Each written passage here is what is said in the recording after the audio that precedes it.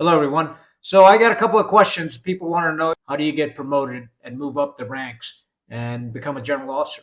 100 lieutenants graduate from officer candidate school. There may be 150 that show up, and out of that, 100 will graduate from training.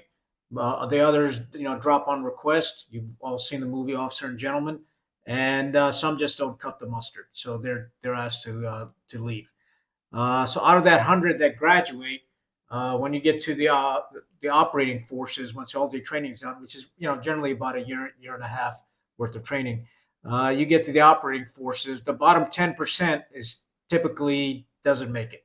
They're drunks, wife beaters, or shoplifters at Walmart or something crazy.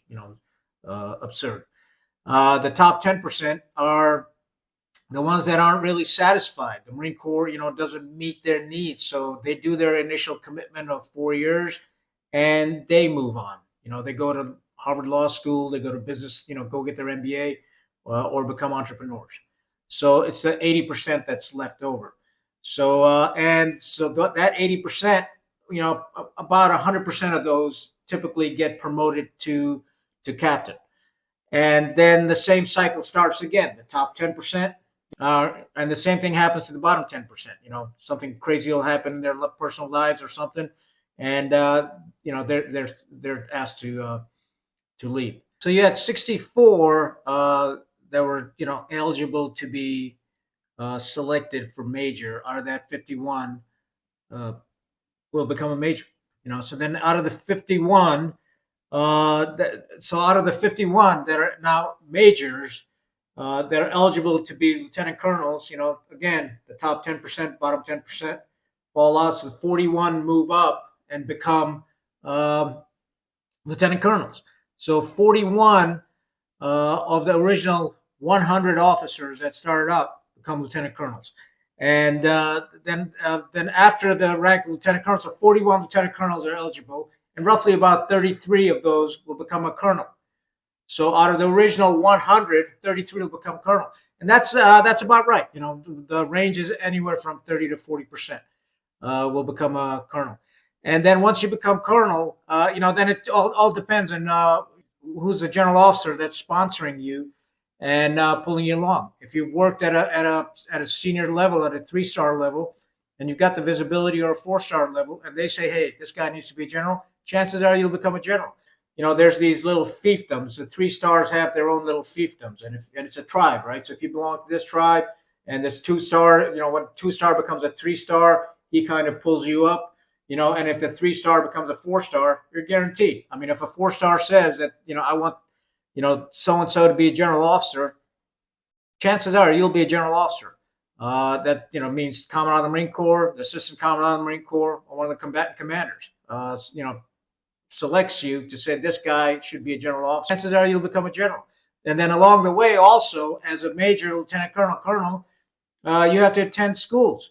So there's school selection that goes on, and there's also command selection. And if you get a command of an infantry battalion or an infantry regiment, a MEU expeditionary unit, that means you're on the fast track. But by the same token, if you have command of the basic school, command of Marine Barracks 8th and I, those are prestigious commands. So chances are that somebody said, hey, this guy is, we got to start grooming him to be a general officer. So it's very important. So schools are important, command is important, and most organizations, this is true. If you stay in the middle of the pack, you're going to succeed. You're going to move up that organization because you're not making any waves. And, as the top moves out and the bottom gets thrown out, that middle keeps moving up. So, and what the issue with that is, everybody's good. Don't get me wrong. They're all good guys. But you need guys that are willing to stand up and have the moral courage and be able to speak out when something is wrong. But if you're just going to go along to get along, and then you become a 1-star, which is basically a lieutenant equivalent in the general officer ranks, you're aspiring to be a major general. You want to be a 2-star, so you're going to get along to go along, basically. And once you become a major general, you're given command of a division and whatnot, and you're moving up. Now you got some wasta. Now you got some power. And that major general has wanted to become a lieutenant general. That's a big deal. He wants to be one of those anointed ones. Command of a meth. So you start managing your career a lot more. A lot of decisions have filtered through, what's the impact of this decision on my career? So a lot of general officers, it just becomes a submissive culture. I'm talking in general terms. There's a lot of good general officers out there that are not like that. But typically speaking, you see a change in a person. And I've seen this. I've seen this myself because I work for many generals. They're 3- and 4-star generals. I worked for them. And I knew them as colonels. And as they moved up, I could see a change in their personality, in how they voiced their opinions. Everything was nuanced. They started sounding like politicians. So, and they have to. If you want to stick around the Marine Corps or the Army, you have to sort of become part of that good old boys network where general officers trust you. You'll never see a general officer be critical of another general officer. It's an unwritten code. And if something happens amongst the generals, they just close ranks. That's the way they are.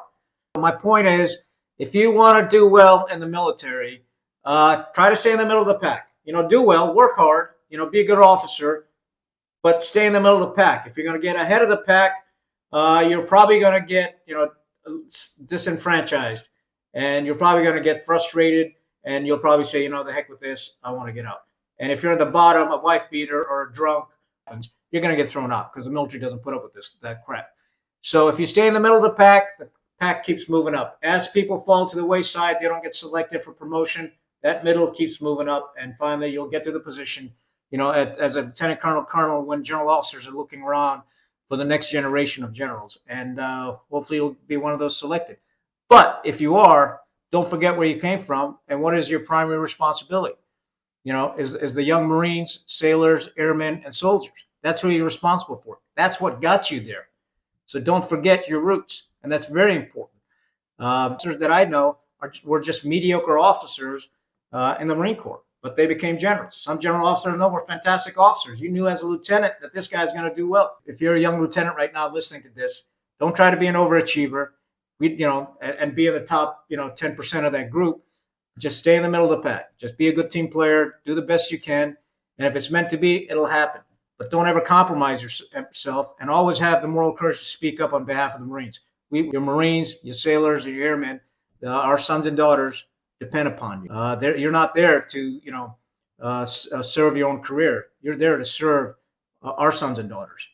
And there are a lot of good general officers, but I think the culture itself is lacking. It's a very submissive culture. And we saw that. We saw that in Afghanistan. We saw that in Iraq. We certainly saw it in the Kabul withdrawal. Then after the debacle, you got all these lives lost. 13 service members, lose their lives. 40-some wounded. Hundreds of Afghans lost their lives and wounded. And you got a 4-star saying, "Well, the president didn't agree with me. He wanted me to go to Kabul." Come on, man. You got to be shitting me. You're a 4-star general. Stand up. If you don't like it, take them off, put them on the table. Let's see what the president does. You got to have a lot of moral courage and speak truth to power. It's because those young troops, our sons and daughters, depend upon you. You're the last person in the chain of command that can speak up. So it's important that general officers have the moral courage and the conviction. And you shouldn't be sitting in some other country trying to operate from there when the action is in the front lines. You should be like, Brigadier General Roosevelt, Reginald Cairo, that landed on the beaches of Normandy with their troops. That's what generals do. They lead from the front. Stay rugged. Khan out.